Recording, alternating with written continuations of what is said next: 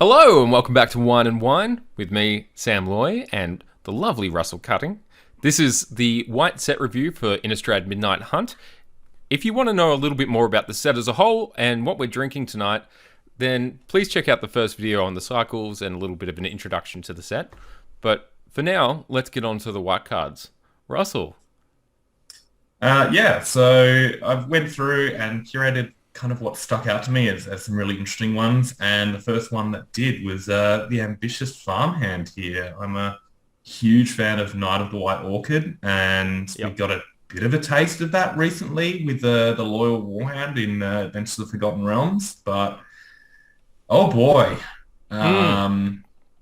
This is one has powerful. got a much better creature type, being a human, and while it comes into play, it comes into hand, not into play or anything like that. It's got Coven, which is one of the keywords of this set, which you can read what it does. Well, you can't actually. Yeah, three creatures with different powers. You get to transform it, and the backside is quite good as well. Yeah. Coven being a keyword mechanic, so it'll explain itself on every card, but having differently powered creatures is quite good. To me, this really speaks to me of Sylvan Emissary, if you remember that, which was a green and a white, 1/1. You got a basic land from your deck and put it into hand. So this one doesn't allow you to get any basic, makes you get a plains, but the upside here is huge. Yeah, I mean, like the planes you get is obviously always going to pay for the Coven if you're not in straight white. In Historic, there's already a mono white deck. I don't think this is good enough for that. It's not quite fast enough. Like, there will certainly be options for multicolored decks, and this kind of fixes itself. 2-mana 1/1 that kind of like draws a card, and often the card that you want on turn 2, with a more than reasonable backside. I don't know. It's just elegant, beautiful design. I think the power level is just right. A 3/3 lifelink on the backside is no joke. Yeah. And like I said, human to boot. Yeah.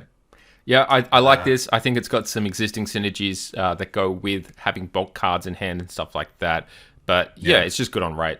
So it doesn't. I love that it's an uncommon as well. Like, it's extremely available and ready to those that want it. Also, a good thing to open in a pack. And if your rare sucks, at least you open one of these. If you're drafting, this is a very good first pick if your rare sucks. Because it's this might be a first pick given the amount of value, and the 3/3 lifelink is. It will depend on the average stats, but being a 3/3 seems to matter in this format. So, yeah, look, an Elvish Visionary with upside.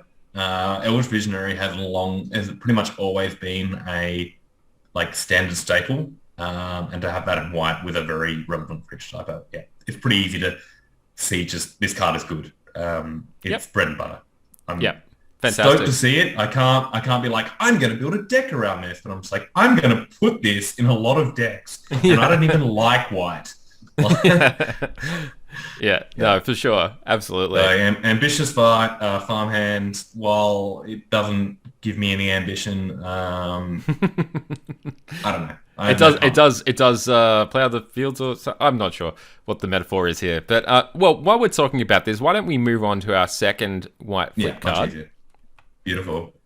More flips. Which is another version of a Cathar on one Much side more at least. exciting. So Brutal Cathar on the front, Moonrage Brute on the back. Yep. Werewolves operating quite a bit different than the previous installments of Innistrad. So previously they always came into play on their front side and then would have been able to flip and flip back. That mechanic vaguely remains that same. If they don't play a spell on the human side, it flips to the werewolf. They play 2 spells, it flips back to the human.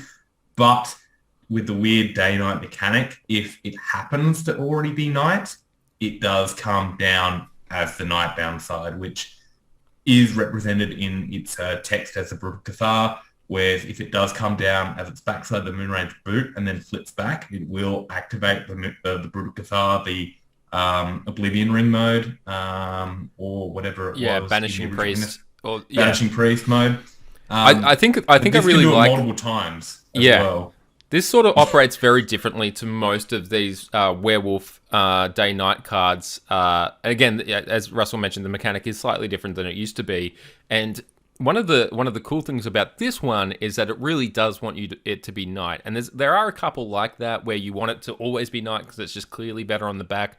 But this wants it to be night when it enters and then for it to change, which is unusual. We haven't seen that before. Generally, it's just clearly better on the nightbound side.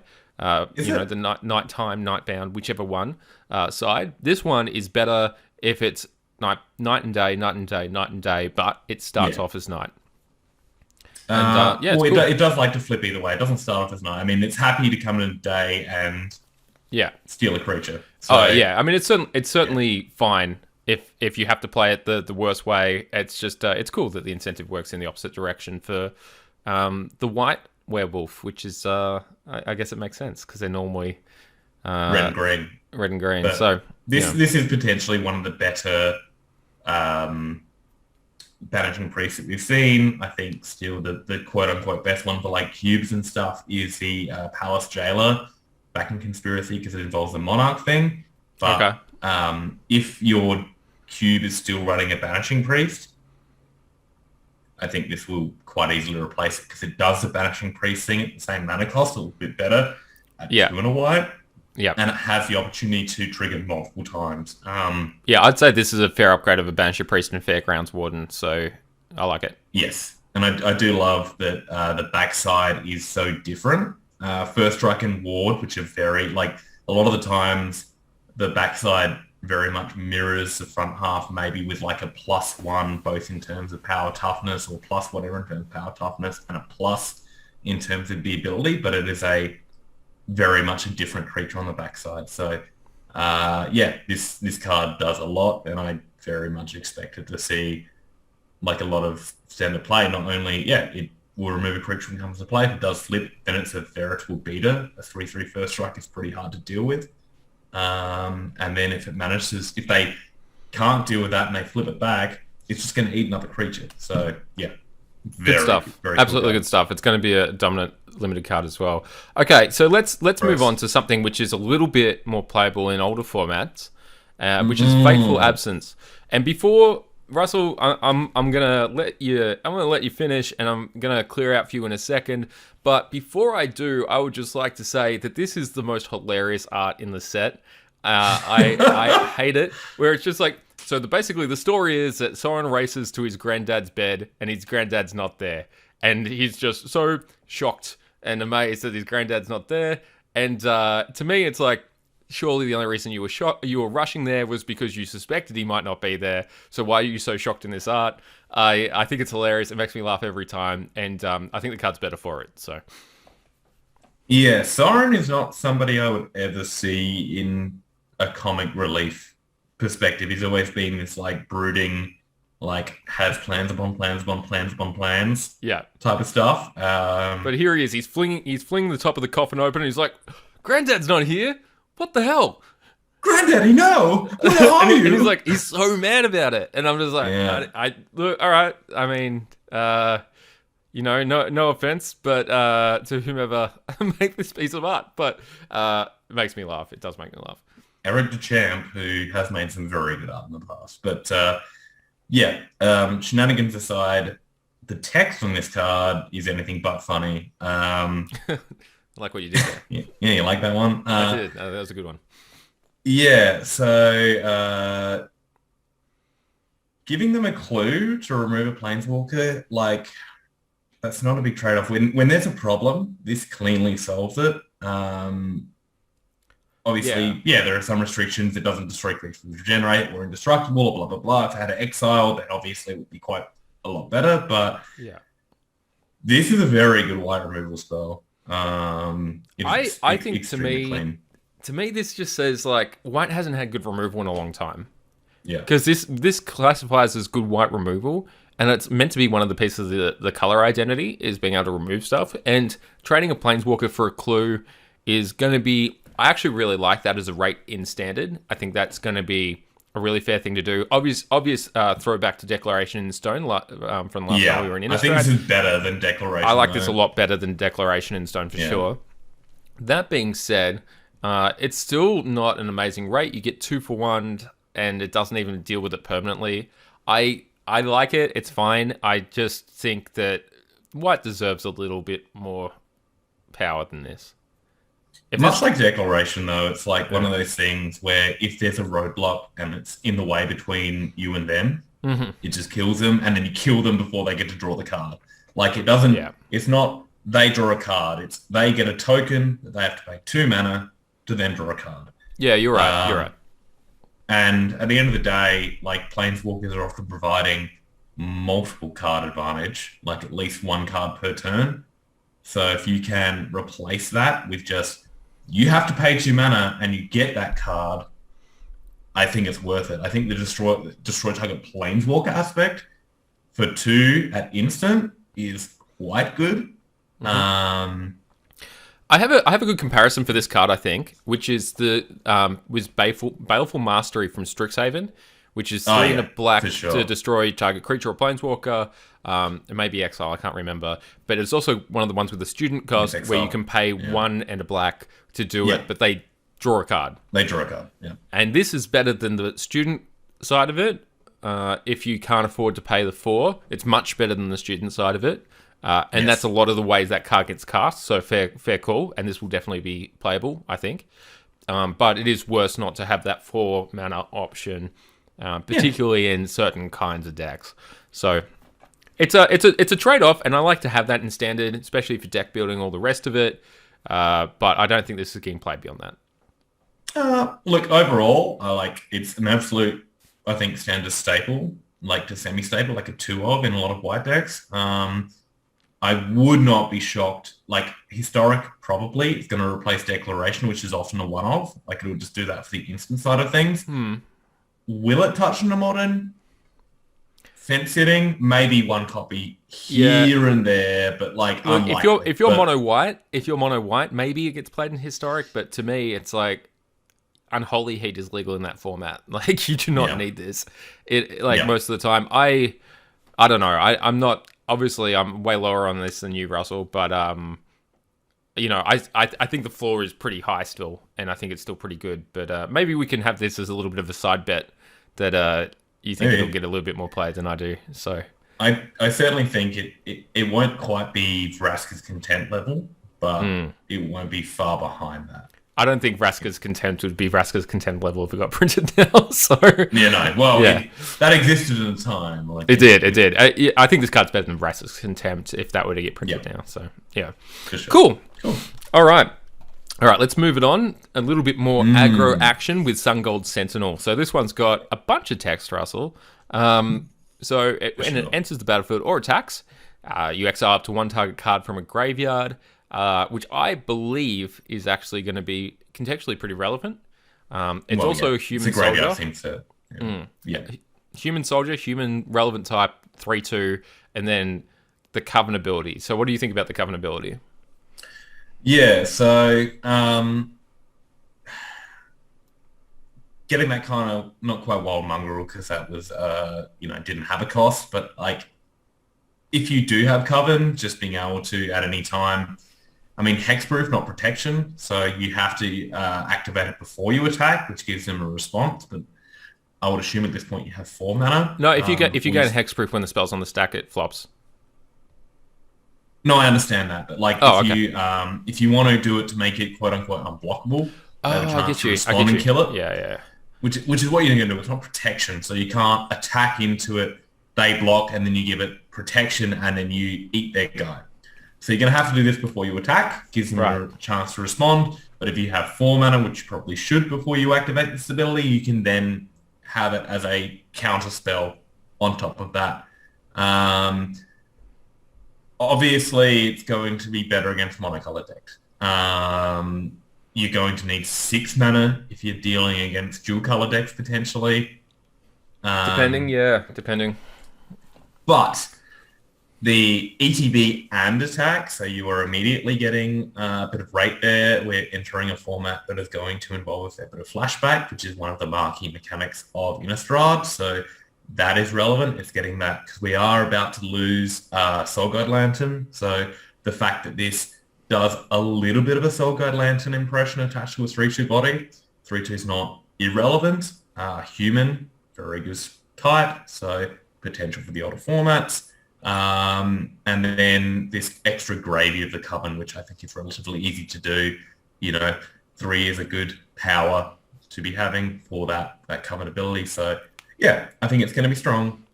Whether or not it sees a lot of play, I'm not quite sure, but there's a lot of text in this card doing a lot of different things that all work together. So I'm pretty impressed by it on rate for a 2-mana card. Like, think about what we got for 2 mana and white 5 years ago.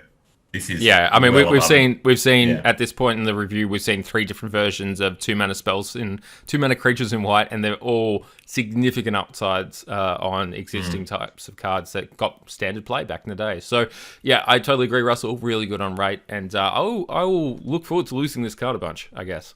I'll never play it, but it will kill the. I'll never play it. It will ruin my day, which is probably good news for a bunch of people out there. Yeah, exactly. Like, good for you guys that enjoy white creatures. Like, hats off to you. Not for me. Oh man, I should have worn a hat so we could both take our hats off. Anyway, we're gonna move on to one of the cards that I've seen a lot of different perspectives on. And I am quite low on this card, just to fully admit. But I thought it'd be really interesting to talk about because I have seen so much different stuff out there. Russell, what do you think? Vanquish the Horde, 6 dub. Sorcery, cost 1 less to cast for each creature on the battlefield. Destroy all creatures. This is not a commander card? This is standard legal? This is not part of... No, it's standard legal, yeah. Okay, so this is a commander card. You would see this card in Commander. I'm pretty sure this basically exists. This is like that Blasphemous Act, actually. Callback to Blasphemous Act. It is a callback to Blasphemous Act. I would have much preferred to have Blasphemous Act. Oh, me too. We may get it. We may get a reprint. I'm really fingers crossed that we get a reprint in the next set. Maybe. From a flavor standpoint and everything, I prefer Blast Act. But look, it does a pretty good impression. Will it see standard play? Unsure. It is interesting for your Commander fanatics. They are going to love this card for various reasons. 8 mana. So to get to Wrath of God, there need to be 4 creatures on the battlefield. Wrath of God is good when those 4 creatures are not yours. Yes. But Wrath of God is good when they have 2 creatures, right? Wrath of God is very good when they have 2 creatures. So, obviously you're getting a 4-for-1, quote-unquote, if they have 4 creatures, but them having 4 creatures probably means you've taken a lot of damage. So unless the format eschews to be turn 1, 1-drop, turn 2, 2 1-drops, turn 3, a 3-drop or a 2 and a 1 or something, and then this is great for that, absolutely. But that's format dependent. It's not a clean answer, whereas Wrath of God would do the same thing, or a Anger of the Gods 3 mana type of multi-creature kill would do the same thing. So I think there will potentially exist a metagame where this becomes a playable card, but that is more likely 1 out of the sideboard and 2 in a very specific metagame. So yeah, you would need tokens to be a very good deck. And look, okay, I'll put it this way, right? So if they have 3 creatures out, or there's a combination of 3 creatures out, and this costs 5 mana, this is worse than a 5 mana Wrath, and those are generally iffy. And one of the 5 mana Wraths that we have in standard and that survives rotation is one of the best ones we've ever had, which is Doomscar. Yeah, and Doomscar, you suspend it on 2 and you can cast it on 3. And that provides almost all the benefits that you'd get from having Vanquish the Horde in the first place. So I don't see this as a playable. I don't think it's even sideboardable. I think it's very unlikely to see any sort of standard play until at least rotation, and even after then, I'm not a big believer in it. But it's a very cool card, and I kind of get the upside. I don't know. I just don't ever see the play pattern working in favor of this design. I think it costs too much mana. I think if it cost 1 less, would this card be okay? Like, if it killed 3 creatures for 4 mana, that would probably be fine, right? 5 7, yeah. Then you're looking at, like, Sunscour territory. Yeah, maybe. I think that would have been okay. Like, that if it was, like, if it killed 1 creature, it cost 6, and it's like, that's pretty bad kills 2 at 5. That's pretty bad, but like, you'll do that. 3 at 4 is pretty. 3 at 4, if they where, get that sort of aggressive start, then yeah, fantastic. Now we're talking about unraveling Coven and a bunch of other stuff like that. So for me, I'm not a big believer in the card. I'm low on it. Please make fun of me if I'm wrong later on. Yeah, look, at the end of the day, I kind of wanted to include this because it is an intriguing Wrath, but also like for you Commander players, you're going to love this. And also the flavor text is A+. So, hey, we got Odric back. Yeah, exactly. Yeah, call back to my boy Odric. So, well, maybe Odric makes the next set then, because it's an old Odric as well. Look how grey he is. He's even greyer fox than he was before. So, I think the last time we saw him was in Origins, or maybe in a Commander set. I'm not sure. Yeah. Anyway, we're not high on it, but we'll see, and we like it. Might see play, maybe. All right, so we just have we have one more slide here. So we have an honorable mention slide for every color.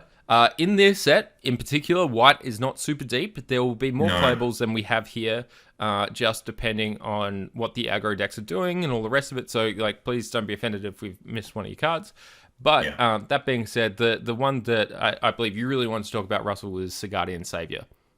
Yeah, briefly. I'm not going to go too much over the card. The best throwback I can say is it is doing a very good impression of Reviarch, but not quite as broken. So 5 mana, 3/3 that can return on cast, enters the battlefield on cast, a couple of creatures converted mana 2 or less.